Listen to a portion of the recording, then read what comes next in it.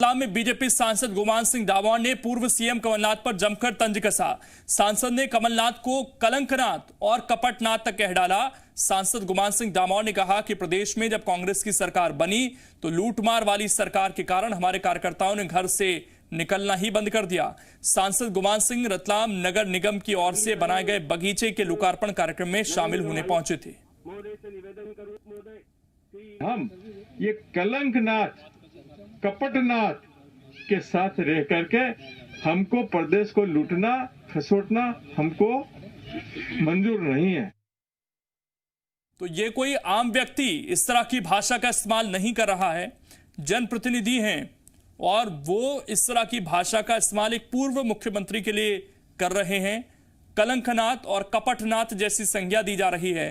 दूसरी तरफ बीजेपी के ही नेता अभी थोड़ी देर पहले आपने सुना, वो ये कह रहे थे कि कमलनाथ ने जो काम किया वो शैतान वाला किया, शिवराज सिंह चौहान जो काम कर रहे हैं वो साधु वाला कर रहे हैं।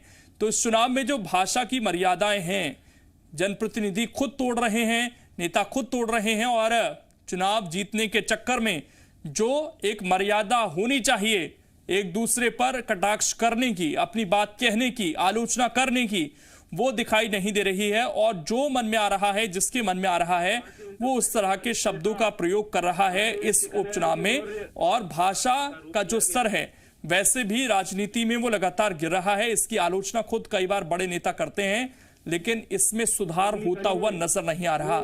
तरह तरह के विवादित बयान हमने पिछले चुनावों में सुने हैं और ये उपचुनाव जो है ये भी इससे अछूता नहीं है। जेपी मूलचंदानी जी इस वक्त हमारे साथ जुड़ गए हैं।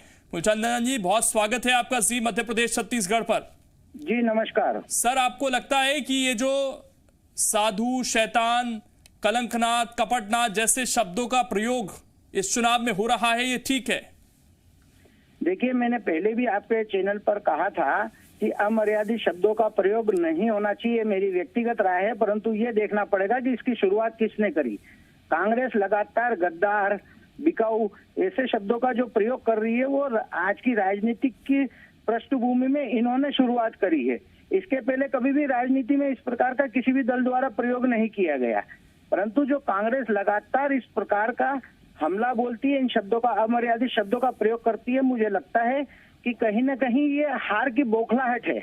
और जिस प्रकार से इनकी 15 महीने की सरकार रही और इन्होंने धोखा देने का काम करा, वचन पत्र भंग करने का काम करा, वादा खिलाफी का काम करा, चाहे किसान का मामला हो, चाहे युवाओं का मामला हो, चाहे महिलाओं का मामला हो, ये सरकार 15 महीने की कांग्रेस सरकार हर स्तर पर, हर वर्ग में फेल हो गई। जी, एक बात बताइए, आपने कहा कि मैं व्यक्तिगत तौर पर इसके साथ सहमत नहीं हूं, दूसरी तरफ आप डिफेंड करते हैं। तो मेरा सवाल यह है सर कि अगर कोई व्यक्ति कोई गुनाह कर दे तो क्या दूसरे व्यक्ति को गुनाह करने की इजाजत मिल जाती है, या जो पहला व्यक्ति गुनाह कर रहा है उसे सजा दी जाती है, उन लोगों को सजा दी जाती है ताकि ये गुनाह आगे ना कर सके?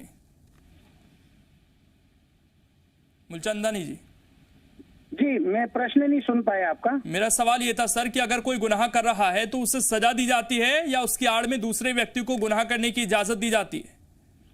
नहीं, देखिए, आपको पूरी चीज को अच्छी तरह से शुरू से समझना पड़ेगा। जिस प्रकार के आरोप शुरू से लगाते आए हैं कांग्रेस और अपना ठीकरा भारतीय जनता पार्टी के ऊपर फोड़ते आए, इनके बाईस विधायक जब उन्होंने जनता के प्रति कमलनाथ जी ने चलो चलो का नारा लेकर उनको बेइज्जत करा और उन्होंने कांग्रेस का दामन छोड़ दिया और राष्ट्रभक्ति और देशभक्ति की भावनाओं से जुड़ते हुए, भारतीय जनता पार्टी की विचारधारा से जुड़ते हुए उन्होंने भाजपा की सदस्यता हासिल करी और उसके बाद इनकी मैं जवाब लेता हूं। मूलचंदानी जी, आप बने रहिए। अनुरोध जैन जी भी इस वक्त हमारे साथ जुड़ गए हैं कांग्रेस से।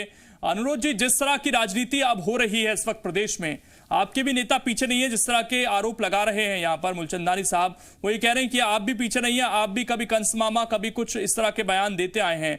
तो अब दूसरी तरफ बीजेपी के नेता को क्या इससे छूट मिल जानी चाहिए कि वो एक पूर्व मुख्यमंत्री को इस तरह के शब्दों का प्रयोग करें, कलंकनाथ, कपटनाथ? नहीं, देखिए, दो बातें हैं। सबसे पहले तो जब कल शिवराज सिंह जी चौहान ने एक बात बोली थी, वो इन्होंने बोला कि अपने माँ के दूध का वचन निभाना है और आपको भारतीय जनता पार्टी को निभाना है। और मैं उस समय जब सोच रहा था कि ये विडंबना है कि हास्यास्पद चीज है जो इन्होंने बोली है। एक तरफ तो जो लोग 25 लोगों ने, जिन्होंने अपनी पार्टी कांग्रेस पार्टी को अपनी मां बोला था, वो उनको धोखा देके भारतीय जनता पार्टी में आए और उसके बाद वो भारतीय जनता पार्टी में शिवराज सिंह जी चौहान बोल रहे हैं कि भैया मां के दूध का आपको जो है फर्ज निभाना है। तो भारत की जनता, मध्य प्रदेश की जनता इसको भली भांति समझती है और बहुत अच्छे से समझती है। और दूसरा, जहां तक हमारा यह कहना है कि इन्हें कंस मामा क्यों कहा जाता है, मैं आपको बताना चाहता हूं कि मध्य प्रदेश देश की रेप कैपिटल बन चुका है। देश में 16% रेप जो होते हैं वो मध्य प्रदेश में होते हैं। ये मैं नहीं कह रहा हूं, ये एनसीआरबी का डेटा कहता है। आप विश्वास करेंगे कि पिछले 6 दिनों में मध्य प्रदेश में 6 दलित बहनों के रेप हुए हैं। ये अखबारों की न्यूज है। अब इस आधार पे क्या ये नहीं कहा जाएगा कि मध्य प्रदेश में हमारे जो मामा है वो मामा से बोलने की बातें करते हैं, बाकी उनकी कथनी और करनी में कितना फर्क है? तो यह बातों को हम जनता तक पहुंचाने का प्रयास कर रहे हैं और भारतीय जनता पार्टी वही अपने पुराने जो है राष्ट्रवाद के नारे लेती है। तो मेरा ऐसा कहना है कि जो 1.5 करोड़ लोगों ने जो भारतीय जनता पार्टी को वोट नहीं दिया था, क्या वो राष्ट्रवाद के प्रतीक नहीं है? क्या वो राष्ट्रवाद में विश्वास नहीं करते हैं?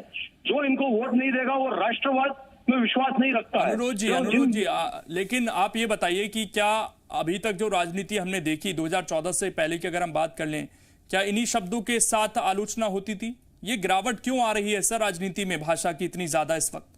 गिरावट भारतीय जनता पार्टी के नेताओं के द्वारा आ रही है। कमलनाथ जी एक विश्वास से और किसानों के कार्य करने वाले थे। कमलनाथ जी ने गरीबों की पेंशनों को बढ़ाया था। कमलनाथ जी ने वो कार्य करे, बिजली के बिल को माफ करा था। लेकिन भारतीय जनता पार्टी को ऐसी क्या जरूरत आ गई थी कि जो पिछले 15 साल से उनकी मैंडेट खत्म हो गई थी। सर अनुरोध जी, काम पर सरकार जनता फैसला कर देगी। मैं भाषा की बात कर रहा था। मूलचंदानी जी कुछ कहना चाह रहे थे, बोलिए सर आप, और एक एक करके बोलिएगा, बात सही से समझ आएगी। नहीं, बिल्कुल सही बात है। अनुरोध जी ने आज स्वीकार कर लिया आपके टीवी चैनल के माध्यम से कि इनके कार्यकाल में जो एनसीबीआर के आंकड़े आए हैं कि सबसे ज्यादा अत्याचार महिलाओं पर, बुजुर्गों पर 2019 में हुआ जब मध्य प्रदेश में कमलनाथ जी की सरकार थी। और मैं बात कर रहा, बार बार ये मक्कार धोखेबाज की बात कर रहे हैं, तो जो क्षेत्र के विधायक जिस क्षेत्र में विकास कार्य नहीं हो रहे थे कमलनाथ जी की सरकार में, केवल चलो चलो और चलो चलो की राजनीति हो रही थी, तो वो विधायक तो मजबूर हो गए थे कांग्रेस का दामन छोड़ने के लिए। और जब वो दामन छोड़ के तैयार हुए तो आपने देखा होगा इनके वरिष्ठ नेता उनके आगे पीछे घूम रहे थे। माननीय दिग्विजय सिंह जी तो वहां पर होटल के बाहर धरना देने बैठ गए थे। जब उनको पता था कि ये धोखेबाज है तो क्यों उनको मनाने गए, क्यों आगे पीछे घूम रहे थे? जब विकास करना था तो विकास नहीं किया। लेकिन मूलचंदानी जी एक बात बताइए, मूलचंदानी जी एक बात बताइए कि राजनीति में अगर कोई मुख्यमंत्री है तो उससे मुख्यमंत्री रहने दें, क्यों उससे साधु बनाने पर तुले हैं? साधु का काम साधु बनाने पर हम नहीं तुले। हाँ। साधु बनाने पर तो कांग्रेस सरकार जिस प्रकार की भाषा शैली वापरती है वो निश्चित रूप से हमें और जनता को अच्छी नहीं लगती है।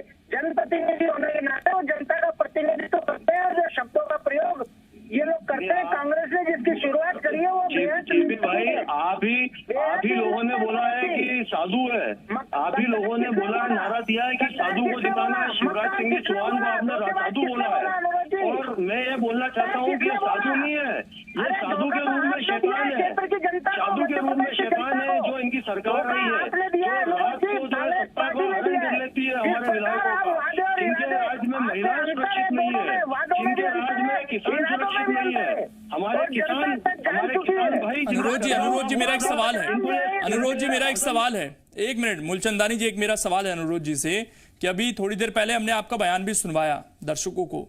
आप जिस तरीके से बीजेपी पर निशाना साध रहे थे उस बीच में आपने एक चीज और जोड़ने की कोशिश की। यहाँ साधु शैतान की बात बीजेपी वाले कर रहे हैं तो आप भी जानबूझकर कोशिश, ऐसा लग रहा था कि राम भक्त, हनुमान भक्त कमलनाथ, इस तरह की बातें आप कर रहे थे। तो सर क्या जो आपने कामकाज किया एक मुख्यमंत्री के रूप में उस तरीके से प्रचारित करने के अलावा क्यों जरूरत पड़ रही है कमलनाथ को आपको राम भक्त, हनुमान भक्त बताने की? आज कमलनाथ जी का जो कार्य है वो अपने आप में सबको दिखता है। उनका जो कार्य था किसानों के कर्जे माफ हुए। हमारा जो कार्य था कमलनाथ जी के नेतृत्व में हुआ, दिख जाएगा, वो चुनाव में साफ हो जाएगा। लेकिन जो दूसरी छवि गढ़ने की कोशिश हो रही है, कभी केफ और कृष्ण बताया जाता है, कभी आज राम भक्त बता रहे हैं, हनुमान भक्त बता रहे हैं, इसकी जरूरत क्यों है? इसलिए आज आपका ये हुआ है भारतीय जनता और पार्टी 28 उपचुनाव की सदैव ये पॉलिसी रही है। एक मिनट मूलचंदानी जी, जब विकास के नाम मूलचंदानी पे जी, वोट नहीं मिल सकते हैं तो आपकी किस तरह रैलियों से में भाषा की इनको मर्यादा नहीं है, चैनल पर कम से कम मर्यादा रहे, एक एक सुन ले एक दूसरे को, उसके बाद बोले। अनुरोध जी। कि मैं निवेदन करता हूं, मैं पहले अपनी बात बोल देता हूं, फिर जेपी भाई बोल लेंगे। मेरा यह कहना है कि भारतीय जनता पार्टी को जब अब समझ में आ गया है कि उनको वोट नहीं मिलने वाले, क्योंकि लोग कमलनाथ जी को याद कर रहे हैं विकास के नाम पे, उनके द्वारा किए गए कार्यों पे। नहीं, एक सेकंड, जेपी भाई हंसने का कोई मतलब नहीं है। मैं अपनी बात लेकिन बोल रहा हूं, अनुरोध जी, सुन लीजिए आप।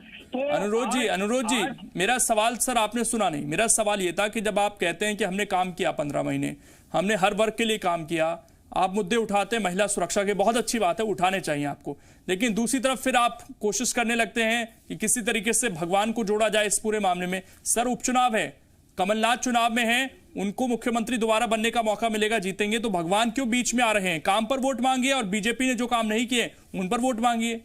आप हमारा इलेक्शन मैनिफेस्टो उठा के देखेंगे उपचुनाव का, तो हमने उसी आधार पर वोट मांगा है। ये तो भारतीय जनता पार्टी है जिन्होंने इस तरह का नारा दिया। सर बयान सुनवा दूं मैं आपका? अनुरोध जी, आप ही का बयान है, मैं बयान सुनवा दूं क्या आपका? इनको वोट भी देंगे वो शैतान। जैन साहब बयान सुनवा दूं क्या आपका? मैं मर्यादा तो भारतीय जनता पार्टी और अनुरोध जी मैं आपका बयान सुनवा दूं? किसका? आपका ही बयान सुनवा देता हूं जो थोड़ी देर पहले आपने दिया। जी, मैं अपने बयान से पूरी तरीके से वाकिफ हूँ कि मैंने क्या बोला है। हमारा ये कहना है कि हमारा जो नारा है, हम विकास के कार्यों पे कमलनाथ जी ने जो पिछले 15 महीनों में जो कार्य कर रहे हैं